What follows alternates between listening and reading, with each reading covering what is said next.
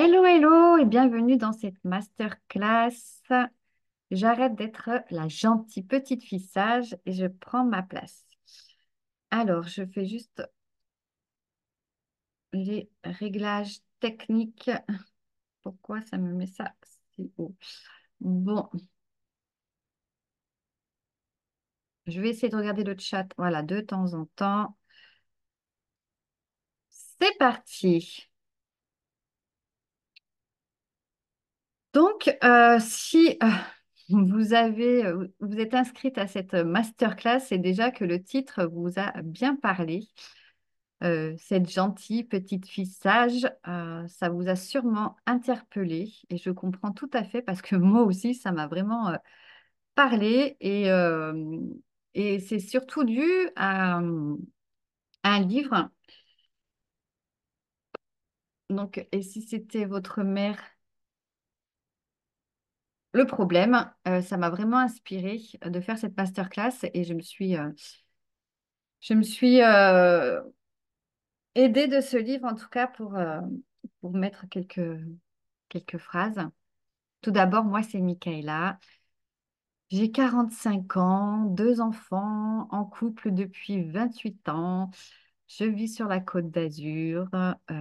J'ai développé mon activité. J'ai commencé en 2021 en tant que psycho-énergéticienne. Et du coup, ma maman est décédée. Et après, il a fallu que je remonte la pente tout doucement. Et pendant un an, ça a été un peu compliqué.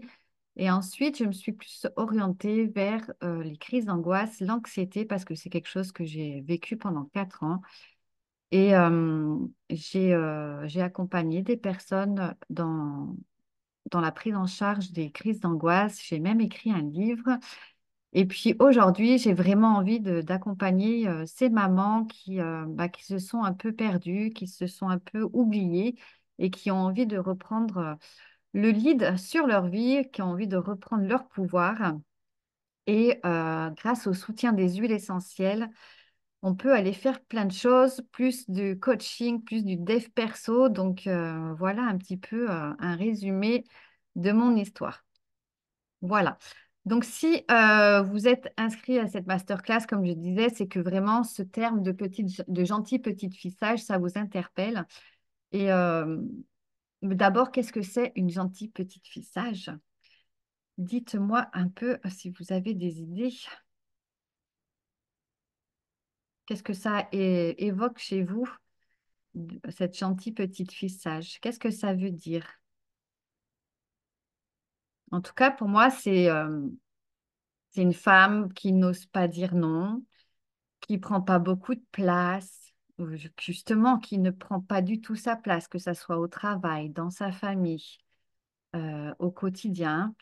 C'est une personne qui ne dérange surtout pas, et encore moins quand il faut donner son opinion, quand il faut donner son avis, hein, que ça soit euh, pour le choix d'un film, le choix d'un restaurant, ou si on va un peu plus loin, vraiment le fait de donner ses opinions au travail, quand il y a des réunions d'équipe, quand il y a des décisions à prendre.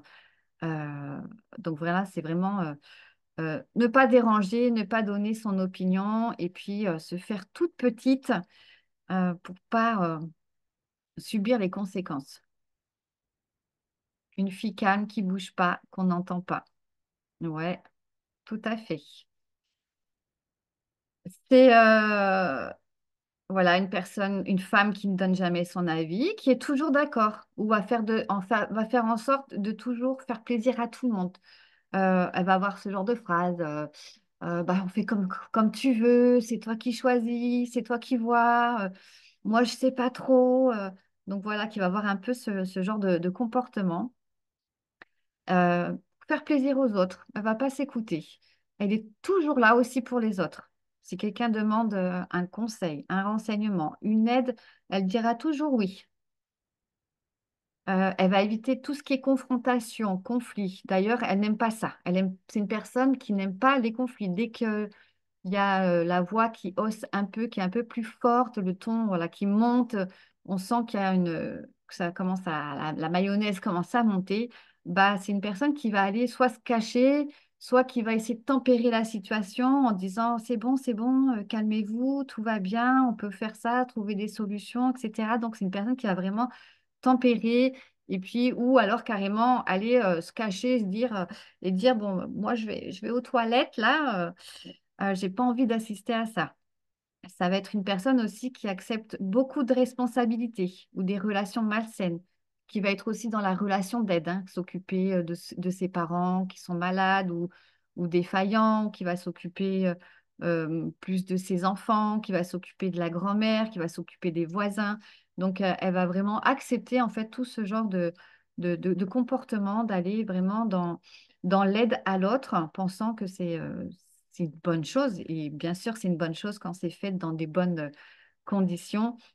Peut-être elle va se retrouver dans des relations toxiques ou avec des hommes ou avec des femmes ou dans des relations de dépendance. Et elle va accepter ça. Elle s'adapte aussi constamment aux attentes des autres.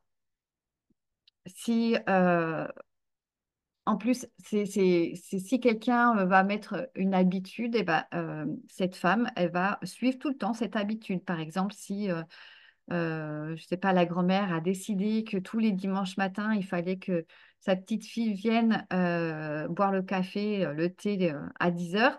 Et ben, cette gentille petite fille, elle va le faire. Elle va s'adapter aux attentes des autres. Et tous les dimanches, même si elle n'en a pas envie, si elle préfère faire une grasse mat, et ben, elle va y aller. Elle va vraiment s'adapter à ce que les autres attendent d'elle. Euh, Elle croit qu'elle doit être irréprochable. Elle va être toujours dans la perfection, tout doit être parfait. Euh, euh, on n'a rien à lui redire en fait, hein. Tout est bien organisé, tout est clair, tout est propre. Généralement, tout est bien cadré, structuré pour pas au cas où sortir des cases et rentrer dans un conflit.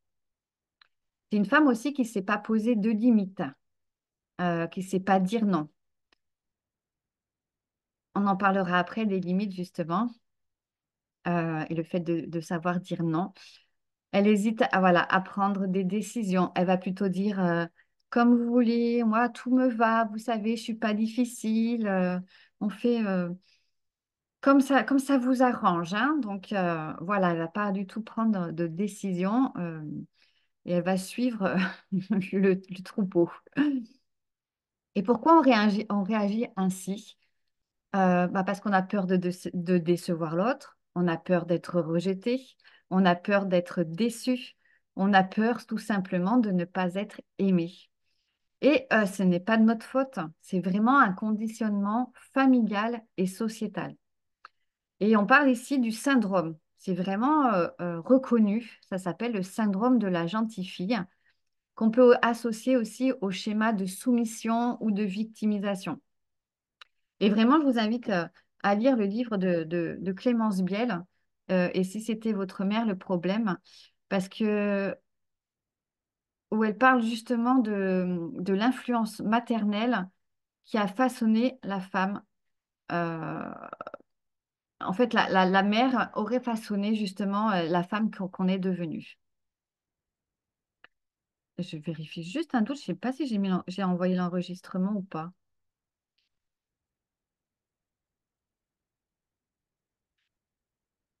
Ah si, super. Voilà, donc vraiment, ce livre, il parle de la relation qu'on a avec notre mère, sans lui remettre la faute dessus. Mais en tout cas, il y a plein d'exercices qui vont permettre vraiment d'aller voir quelle est la relation qu'on avait avec notre maman et comment ça a pu influencer sur la femme que l'on est devenue. Et elle parle justement de plusieurs types euh, de mères. Ah, je regarde juste le sommaire pour vous donner les titres. On a la maman victime, la maman étouffante, la maman qui a besoin d'être maternée, la maman contrôlante, la maman narcissique, la maman indifférente, la maman imprévisible. Donc vraiment, il y a des types de mamans, entre guillemets, toxiques. Et, euh, et franchement, c'est hallucinant comme on peut s'identifier dans la relation qu'on a pu avoir avec notre mère et comment justement sortir de ça voilà, sortir de cette relation toxique et qui peut nous empêcher parfois d'avoir la vie, une vie plus sereine aujourd'hui, une vie plus fluide et où on écoute plus ses besoins en tout cas. Donc vraiment, c'est un livre que je vous conseille. Il y a plein d'exercices dedans super intéressants à faire. Il y en a un que je vais vous proposer aujourd'hui.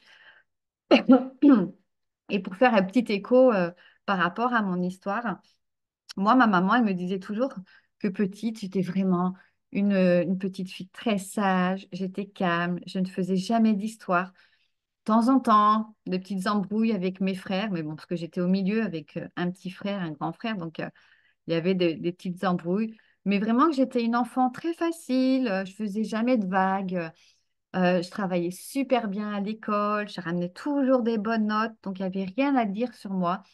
Et j'étais accrochée aux jambes de ma mère, même quand elle faisait à manger, quand elle était occupée, j'étais toujours accrochée à elle. Dès que je pouvais, j'allais dormir avec elle. Donc vraiment, voilà, une petite fille super docile, on va dire, qui a jamais fait de vagues, j'ai jamais fait d'histoire, j'ai jamais fait de bêtises. Pour moi, c'était inenvisageable de faire des bêtises. Et, et aussi, la deuxième chose, ma mère, souvent, elle disait ah, à la naissance, tu étais tellement grosse que tu as mis 3 jours à ouvrir les yeux. Et ça, elle me l'a répété, mais des milliers de fois, même en étant adulte, elle me le disait encore. Et moi, bien sûr, bah, je l'ai pris. Puis elle disait à moi, et puis elle disait, elle en parlait à l'entourage pour raconter ma naissance. Et en fait, moi, je l'ai vraiment pris comme quelque chose, parce que c'était trop, en fait. J'étais trop grosse, donc c'était trop. J'étais de trop. Et tous ces conditionnements, en fait, ces traits de caractère elle me disait, en fait, bah, je les ai gardés. Bah, parce qu'en fait, bah, ils fonctionnaient bien. Je me sentais en sécurité avec ce personnage de petite fille sage.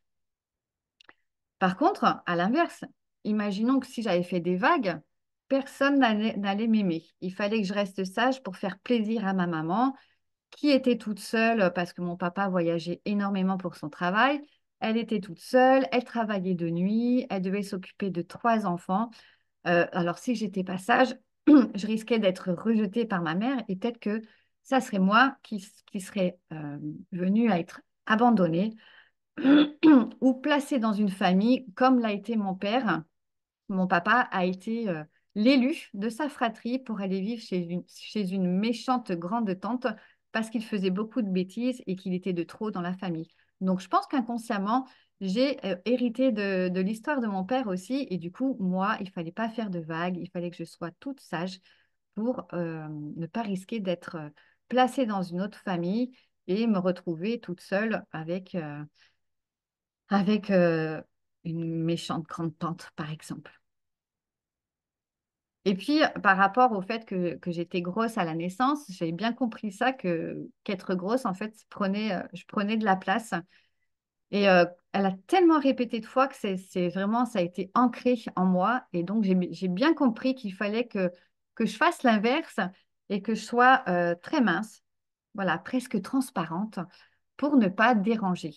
Et effectivement, assez rapidement, je me suis retrouvée très mince, très grande, et comme elle disait aussi ma maman, avec des cuisses de grenouille. Donc voilà, c'est un peu toute cette histoire en fait où tous ces traits de caractère qu'elle a posés sur moi en fait, je ne remets pas du tout la faute dessus. C'est vraiment, ça fait partie de l'histoire, ça fait partie de mon expérience de vie. Il y a personne n'est coupable en tout cas. Mais en tout cas, tous ces traits de caractère, moi, je les ai ancrés en moi. Et en tant qu'adulte, après, bah, ça a engendré des effets sur ma vie de tous les jours. Est-ce que ça vous parle déjà un petit peu tout ça?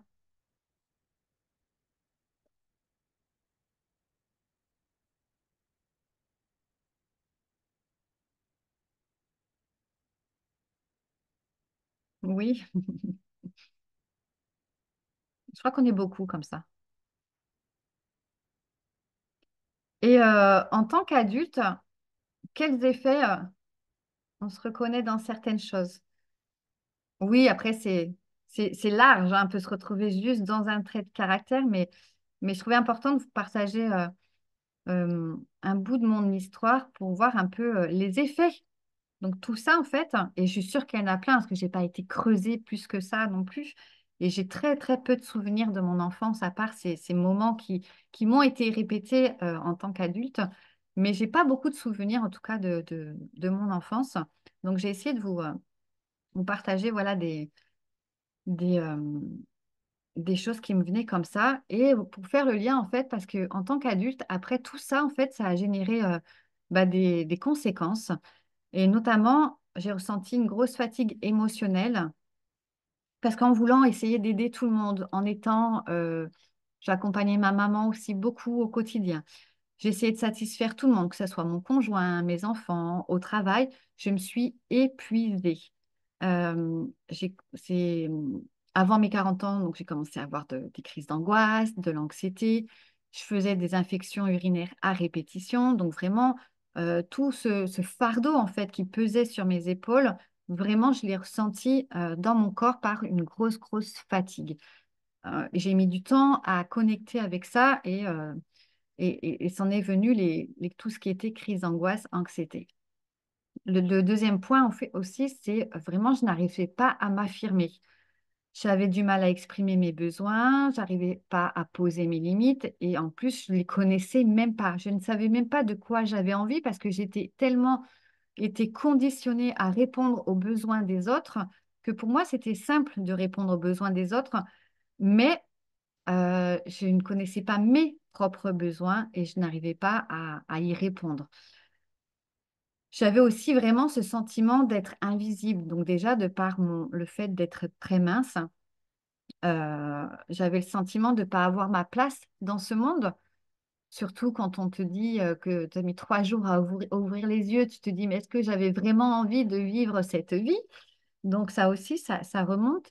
Au travail, je m'affirmais vraiment pas beaucoup. J'attendais toujours que tout le monde donne son avis. Et puis moi, à la fin de la réunion, je disais oui, ok, moi aussi ça me va. Mais en fait, au fond de moi, ça bouillait. J'avais un bouillonné. J'avais envie de taper du poing et donner mon avis. Mais non, pour pas faire d'histoire, pour pas déranger, je disais rien. Donc, je me suis souvent sentie aussi mise de côté et non reconnue pour mes vraies valeurs. Tout comme moi, très timide et discrète. Coucou Marina. Voilà, c'est ça. Très timide et très discrète. Et je l'ai été aussi. Et un jour, j'ai osé, donc c'était il y a 15 ans, je crois au moins, un peu plus, 16 ans, 17 ans.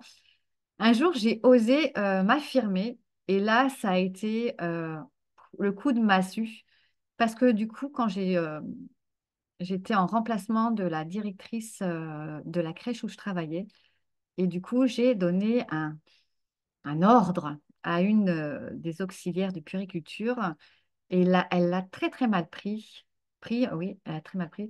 Et du coup, elle m'a traité de cheftaine. Et ça m'a touchée dans mon cœur. Parce que du coup, je me suis dit, la seule fois où je pose un cadre, euh, euh, je pose des limites, etc., on me traite de cheftaine. Et pam, là, ça revient me toucher en plein cœur.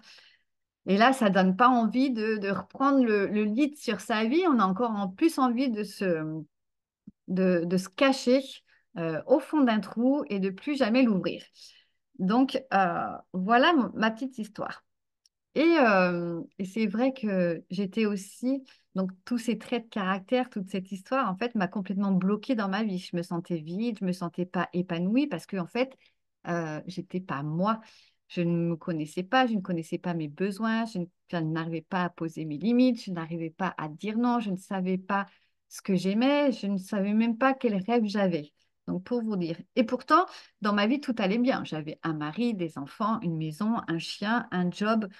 Je cochais toutes les cases. Et pourtant, bah voilà, j'étais complètement bloquée. J'arrivais pas à prendre des risques oui, pour aller poursuivre des rêves, essayer de connecter avec des rêves. En fait, j'avais peur de prendre ma place. J'ai complètement peur de prendre ma place parce que j'étais conditionnée par ce rôle de petite fille sage et qui me protégeait finalement, qui me sécurisait. Et sortir de ce rôle de petite fille sage, c'était me mettre en danger. Et Michaela, elle a toujours été sage. Ah, bon, je pense que vous vous reconnaissez dans mon histoire.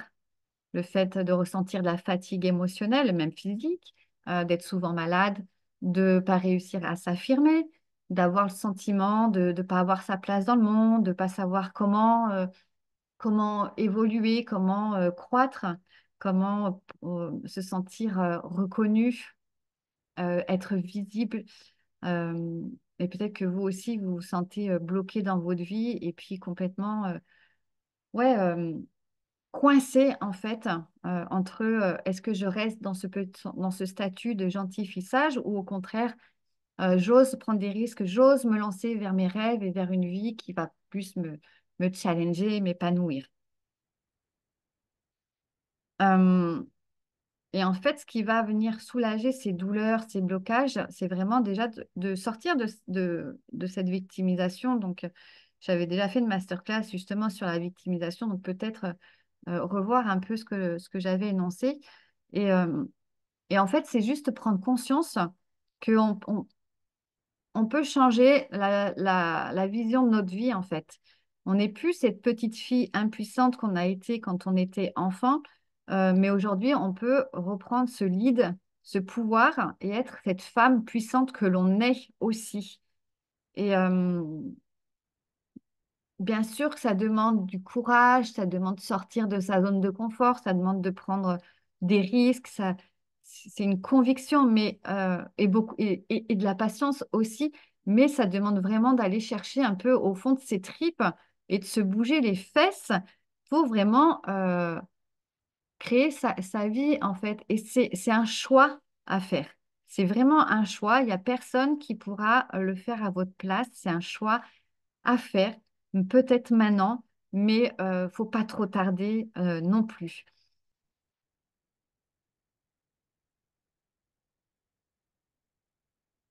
Et je peux vous donner déjà un premier exercice pour aller justement vers cette femme puissante, cette femme qui a envie de sortir du moule, qui a envie de sortir de ses conditionnements, qui a envie de prendre sa vie en main. La première chose à faire, et, euh, et, et on va dire que c'est la plus compliquée, mais en même temps, c'est celle qui va débloquer beaucoup de choses, c'est poser ses limites. Savoir poser ses limites, c'est super important. Les limites, elles sont là pour soutenir. Faut pas les voir comme quelque chose de négatif, en fait. Elles sont là pour soutenir ce qui est important pour nous. Euh, Elles sont là pour nous respecter. Et quand on arrête quand on cesse de subir notre vie, et qu'on pose ses limites, vraiment, il y a une énergie incroyable qui va sortir de nous parce que on sent qu'on est notre priorité. Et ça va être super important de poser ses limites pour soi. C'est pour dire non à quelqu'un, mais c'est pour dire oui à soi-même. Voilà, c'est quand tu dis non à quelqu'un, tu dis oui à toi-même. Et ça, c'est vraiment la base de la base.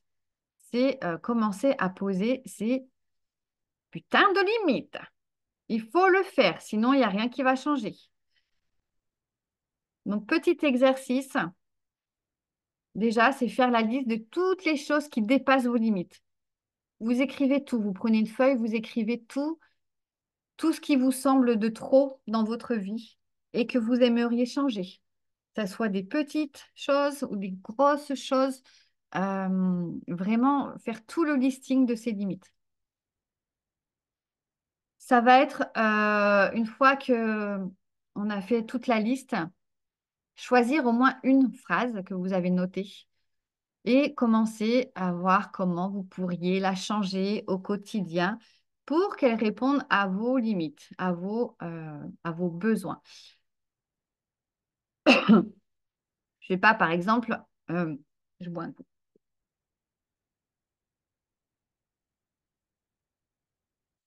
Par exemple, dans votre liste, vous avez marqué Euh, Quand ma mère m'appelle, j'ai jamais envie de décrocher, ça me prend beaucoup d'énergie. Donc voilà, c'est une petite, on va dire, que c'est une petite limite, même si ça peut engendrer beaucoup de conséquences derrière et de changements. Mais à la base, c'est tout simple. Votre mère vous appelle et puis vous n'avez pas envie de décrocher parce que voilà, c'est toujours la même chose. Vous savez qu'elle va encore se plaindre pendant 1 heure et tout ça, ça va vous prendre de l'énergie. Et puis même des fois, ça peut vous envoyer dans des angoisses. Euh, on comprend cette petite phrase et puis on va voir ce qu'on peut faire. Est-ce qu'on ne pourrait pas décider bah, justement de ne pas décrocher cette fois-ci? Ou est-ce qu'on ne pourrait pas décider de lui envoyer un SMS et de lui dire, bah, je te rappelle plus tard, quand je serai plus disponible? Est-ce que vous ne pouvez pas lui dire clairement que vous n'avez pas l'énergie de lui parler aujourd'hui? Est-ce que vous pouvez lui dire que vous n'avez pas envie de l'entendre se plaindre? Donc à chaque fois, on va un petit peu euh, du plus bas au plus fort, en fait, hein. Euh, voilà, lui dire que vous n'avez pas envie de l'entendre se plaindre et que vous préférez parler d'autre chose.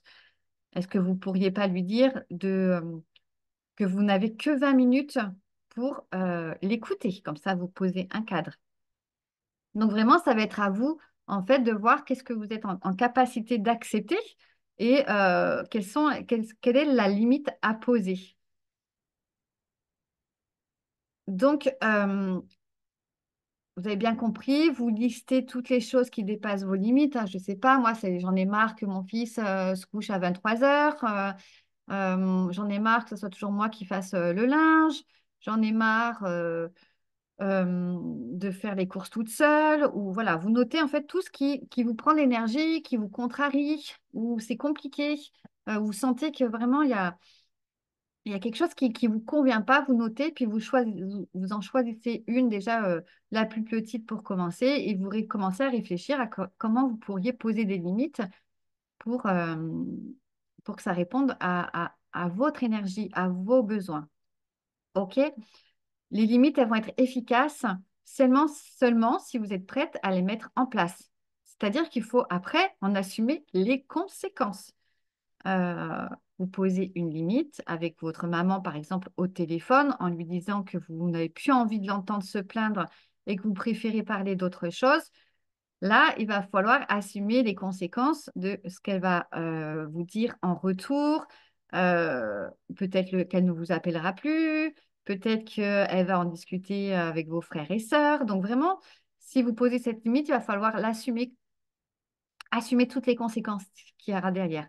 Accepter de décevoir quelqu'un, euh, accepter d'être rejeté, accepter de pas être aimé sur ce moment-là. Vraiment, ça va être une nouvelle façon de voir les choses, ça va être une façon d'expérimenter quelque chose de nouveau. Et même si c'est inconfortable, honnêtement, je vous conseille vraiment de le faire. Ça change. C'est vraiment un acte d'amour et de respect envers soi qui va booster votre estime aussi. C'est, ouais, j'ai posé des limites, c'est parce que je m'aime, je m'apprécie, je me prends en main, je suis une femme qui prend sa vie en main, etc. Donc, ça va vraiment booster votre estime personnelle. Donc, voilà le petit exercice que je vous conseille de faire. Donc, le travail nécessaire pour se libérer, c'est déjà de reconnaître ce conditionnement que vous avez, prendre conscience que cette petite fixage, en fait, c'est une construction sociale et ou familiale, en fait. Euh, donc, prendre conscience de ça. Le deuxième point, réapprendre à dire non et à poser ses limites. Et troisième point, ça va être prendre sa place, c'est-à-dire oser exprimer ses envies, ses émotions et ses limites sans culpabilité. Par exemple, prendre sa place, ça pourrait être, on vous dit, est-ce que tu préfères aller manger, je sais pas moi, chinois ou des pizzas? Et puis d'habitude, vous dites, oh, bah, je sais pas moi, pff, comme tu veux, peu m'importe, comme les enfants ils veulent. Non, là, c'est non, moi, je veux manger une pizza. J'ai vraiment envie de manger une pizza. Ça va me faire beaucoup de bien. Donc là, il va falloir oser exprimer ses envies, ses besoins et ne pas culpabiliser. Si on vous Si on vous demande votre avis, donnez-le. Donnez-le. Et ça, vous faites petit à petit. Observez aussi les autorités extérieures. Ça veut dire voir si ça vient de l'extérieur, en fait, si vous avez vraiment besoin de ce que l'extérieur vous dit. Par exemple, euh, on vous dit, moi, je sais pas, la directrice de l'école qui dit, Madame, ça serait bien que vous alliez, que vous consultiez, je sais pas, que vous ameniez votre enfant consulter, etc. Euh, vous n'êtes pas obligé de dire oui. Vous vous posez la question, est-ce que j'en ai besoin? Est-ce que mon fils en a besoin? Est-ce que c'est vraiment c'est nécessaire? Donc vraiment venir se poser des questions. Euh, Peut-être mon exemple est pas terrible, mais vous voyez un peu ce que je veux dire. En fait, c'est voir si c'est l'extérieur qui vous oblige en fait à se comporter de cette façon et de voir si vraiment c'est un besoin réel.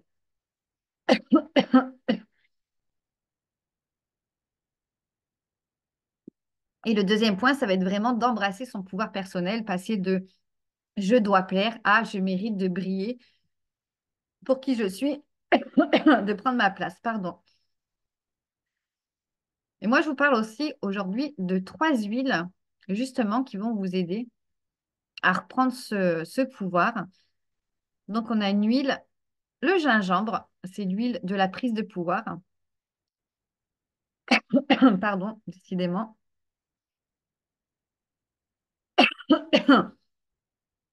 C'est ma gorge qui a pris le pouvoir. Donc, le gingembre est super intéressante parce que c'est l'huile qui laisse pas de place au doute.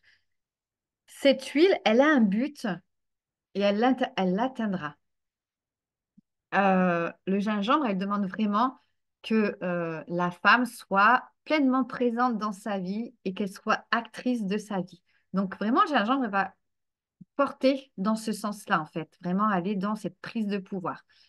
Elle nous enseigne aussi que pour réussir notre vie, nous devons y être pleinement impliqués, c'est être responsable, sortir de la victimisation, être vraiment impliqué dans sa vie.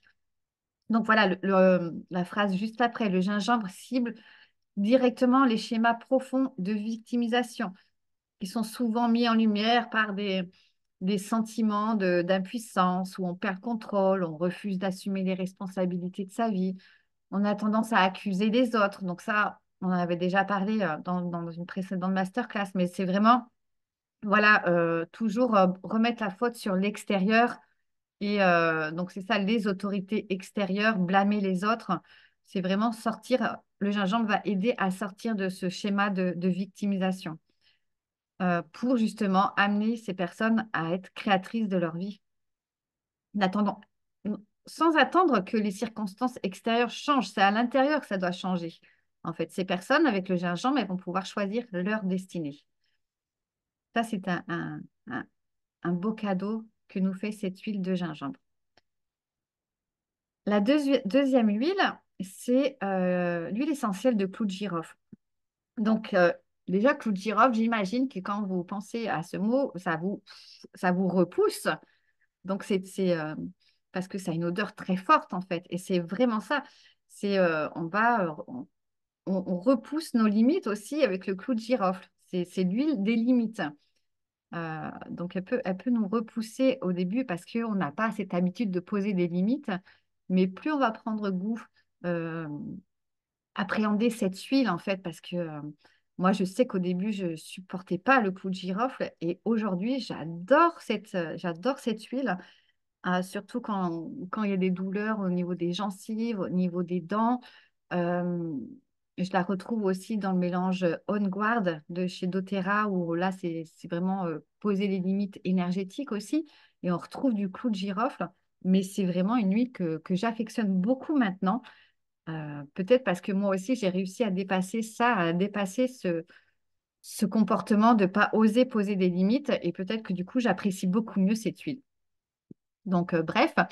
Le clou de girofle va aider les individus à se défaire d'une mentalité de victime. Donc, on revient encore sur le même sujet, influencé par les autres, par les circonstances extérieures, mais en plus, elles se perçoivent comme impuissantes pour apporter du changement dans leur vie. Et en fait, le clou de girofle va vraiment venir aider ces personnes à se lever pour se défendre, être proactifs, à se sentir capables de faire leurs propres choix. Et en fait, le clou de girofle va venir donner ce courage, en fait, le courage de dire non. Non, ça sera comme ci, ça sera comme ça. Vraiment poser ses limites. La Tanésie bleue, euh, oh, j'ai pas mis l'huile. Euh, c'est ceux qui résistent, ça va être l'huile en fait qui va aider les personnes qui résistent à l'idée de prendre des mesures pour changer ou transformer leur situation. Vous savez, c'est un peu ces personnes qui sont complètement bloquées en fait et qui, bah non, de toute façon, rien changera, ça sera toujours pareil, c'est comme ça la vie. Donc, ils sont vraiment dans ce type de comportement, ne sont pas en capacité, ne sont pas proactifs, voilà, pour aller transformer des choses dans leur vie. Euh, ou alors quand ils stagnent dans leur évolution, qu'ils sentent complètement bloqués, qui sont en train de fuir la situation ou en train de procrastiner. Donc, la camomille va venir euh, apporter cet élan, en fait, pour que la personne reprenne les commandes de sa vie, voilà, qu'elle se reconnecte avec sa voix intérieure qui va l'aider vraiment à faire les changements nécessaires, en fait.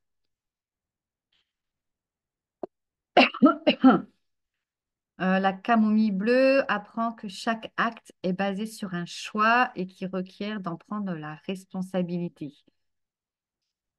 Donc vraiment, reprendre la responsabilité de sa vie va amener à une maîtrise personnelle de ses actions pour atteindre son plein potentiel. Donc vraiment, la Tanésie bleue, on la retrouve dans le mélange balance par rapport à l'ancrage et vraiment cette capacité à prendre des décisions pour avancer euh, en toute sécurité, ancrée.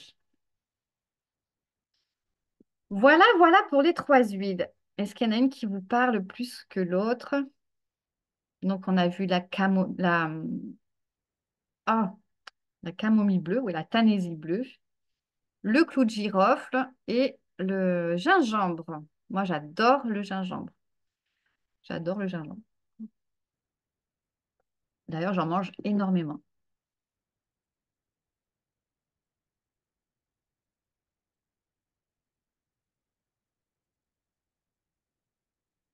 OK. Donc, peut-être que tu as cette envie à l'intérieur de toi de enfin passer à l'action et de prendre ta place, mais tu ne sais pas par où commencer. Donc, ce que je te propose aujourd'hui, c'est il y a deux choses. On peut avancer ensemble. La première chose que je propose, c'est vraiment des séances de coaching personnalisées avec le soutien de ces huiles doTERRA. Et à chaque commande que vous feriez, on se retrouvera, nous, en séance pour avancer sur vos blocages, sur vos conditionnements et peut-être aller travailler vraiment sur les limites, peut-être aller travailler sur le pouvoir de dire non ou vraiment sortir de ce schéma de victimisation. Donc moi, en fait, je serai là pour te conseiller les huiles qui seront adaptées à ton blocage, à ton conditionnement et on ira approfondir cela en séance avec des exercices en échangeant, parce que c'est beaucoup dans l'échange aussi qu'on a des prises de conscience. Et vraiment, on ira chercher des réponses et les meilleures solutions à mettre en place pour toi durant cette séance de coaching. Les séances de coaching, elles sont gratuites à partir du moment où tu te procures les huiles essentielles.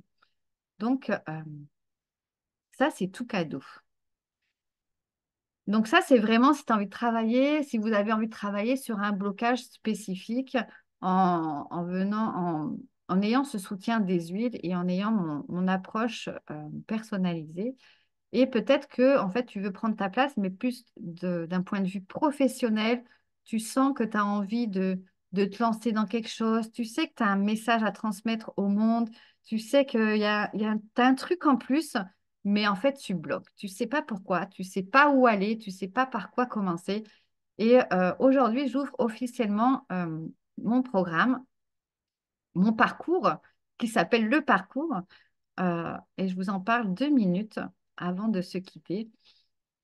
Le parcours, en fait, c'est vraiment, si tu as une envie profonde de changer ta vie, tu as envie de retrouver encore plus d'énergie, tu as envie de vraiment réaliser tes rêves, de réaliser tes objectifs. Puis parfois, tu te sens épuisé, t'es perdu dans ce tourbillon de la vie, du quotidien, de maman, et tu commences à sentir que tu t'ennuies, tu n'arrives plus à connecter avec tes rêves. Tu sens qu'il manque quelque chose, tu sens le vide à l'intérieur de toi. Et avec ce parcours, ça va être vraiment le passage à l'action. Il est conçu pour vous, euh, parce que vous êtes des mamans, je suis certaine, ambitieuses, qui veulent plus de liberté, qui veulent plus de réalisation personnelle et qui surtout veulent plus de joie. Et comme je disais, vous sentez au fond de vous que vous avez quelque chose à offrir au monde. Vous sentez cet appel, vous sentez cette énergie en vous, mais c'est tellement compliqué d'aller se connecter à ce pourquoi on est faite, professionnellement, je parle. On ne se sent pas légitime. On se dit de façon, moi, ma vie, elle est comme elle est, et puis les rêves, c'est pour les autres, c'est pas pour moi. Tu sais pas pourquoi tu es faite, tu sais pas pourquoi tu es sur Terre. Quelle est ta mission? Et c'est ça qu'on va découvrir durant le parcours que je propose aujourd'hui. C'est 3 mois où on va aller retrouver de la sécurité, la confiance en soi, retrouver de la vitalité, retrouver une clarté pour que tu puisses lancer ton activité professionnelle et commencer à réaliser tes rêves. Et on y va ensemble. On ne lâche rien. Pendant 3 mois, je suis avec toi. On va découvrir le pouvoir des huiles essentielles. On va passer d'outils de connaissance de soi ancestraux à l'intelligence artificielle. Donc, on va vraiment se servir de plusieurs outils, de concepts que moi j'ai expérimentés pendant ces 3 dernières années. On va être vraiment comme des détectives, des enquêtrices ensemble pour trouver le message que tu veux transmettre au monde et que tu puisses enfin te sentir épanouie dans ta vie pro. Ça me tient vraiment à cœur. Moi, j'en ai marre de voir ces mamans qui subissent leur vie, qui se sentent bloquées dans un quotidien qui ne leur convient pas et qui sentent au fond d'elles qu'elles ont quelque chose de plus, mais elles n'arrivent pas à y aller. Et moi, c'est ce qui s'est passé. J'ai coché toutes les cases et à un moment, je me dis, mais non, mais ça ne peut pas être ça la vie. Ça ne peut pas être que ça la vie. Je suis sûre que je suis faite pour quelque chose de plus extraordinaire. Et on est toutes faites pour partager quelque chose d'extraordinaire. Donc, pendant ces 3 mois, on va aller voir tout ça. Le premier mois, ça va être vraiment venir se recentrer sur soi, retrouver sa sécurité intérieure pour oser passer à l'action, retrouver ce calme intérieur, parce que quand on a un système nerveux dérégulé, c'est compliqué d'affronter les défis de notre activité professionnelle et d'avancer avec de l'assurance. Donc là, on va retrouver vraiment de la calme et du confiance ce premier mois. Le deuxième mois, on va aller retrouver tout ce qui est vitalité, besoin d'énergie, vraiment tout ce qu'on a besoin pour passer à l'action. Donc là, c'est là où on va aller voir un peu des, des, des aspects en fait de notre design humain, de nos clés génétiques, de notre numérologie. Et vraiment, on va aller capter un peu des éléments par rapport à notre naissance, en fait, voir vers quoi euh, on doit se diriger pour retrouver cette énergie, retrouver cette vitalité. Donc vraiment, là, on va aller se servir d'outils de connaissance de soi pour reconnecter avec ce feu intérieur, avec ce soleil, avec, ouais, avec cette énergie vitale vraiment qui va nous permettre d'avancer à toute vitesse et de pouvoir commencer à y voir plus clair, commencer à avoir de la motivation pour lancer son activité. Et le troisième mois, on va vraiment aller ce qu'on appelle clarifier ton pourquoi et créer ta vision. C'est vraiment aller définir ta mission de vie, définir les personnes que tu as envie d'aider. Ça s'appelle une niche pour vraiment te démarquer sur le marché. C'est vraiment voir ta zone de génie. Pourquoi tu es faite en fait? Pourquoi tu es faite? Quels sont tes super pouvoirs? et comment tu vas pouvoir aider les autres avec le message que tu as envie de transmettre au monde. Donc, on va aller travailler sur les valeurs, on va aller travailler aussi sur le design humain, euh, on va aller connecter. On va aller connecter aussi avec la numérologie karmique tibétaine. Donc, il y a plein d'éléments à aller voir pour justement trouver son pourquoi, notre mission, notre message. Et moi, c'est vraiment des choses, des outils que j'utilise depuis 3 ans et qui me permettent de plus en plus de clarifier où je veux aller dans mon activité professionnelle et qui j'ai envie d'accompagner. Donc là, au bout de ces 3 mois, tu auras une vision claire tu sauras où tu veux aller et tu pourras avancer avec confiance. Il n'y aura plus qu'à y aller, à passer à l'action.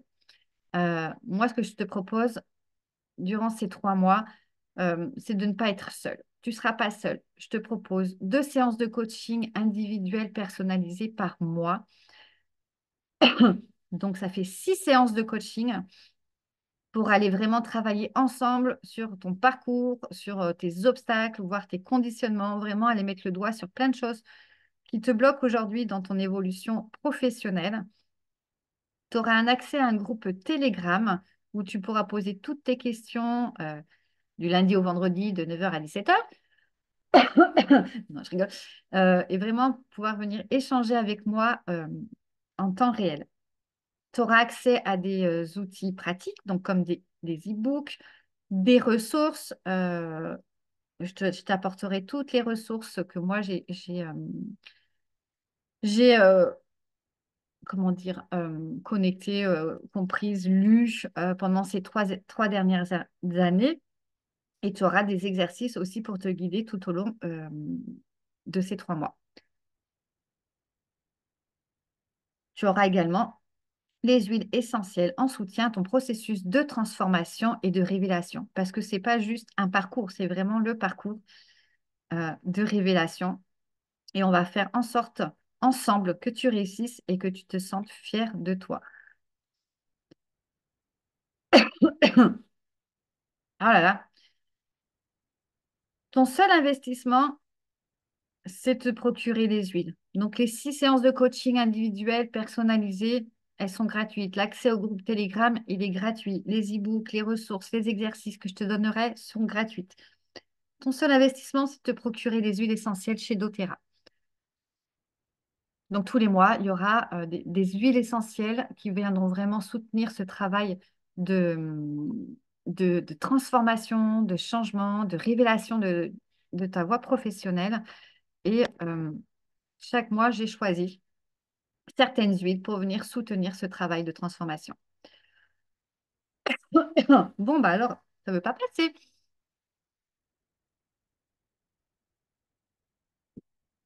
Et au bout des 3 mois, moi, à la base, mon objectif, c'était que tu intègres mon équipe chez doTERRA, que tu lances ton activité avec les huiles essentielles ou autre chose. On verra un peu ce qu'on trouve pendant ces 3 mois.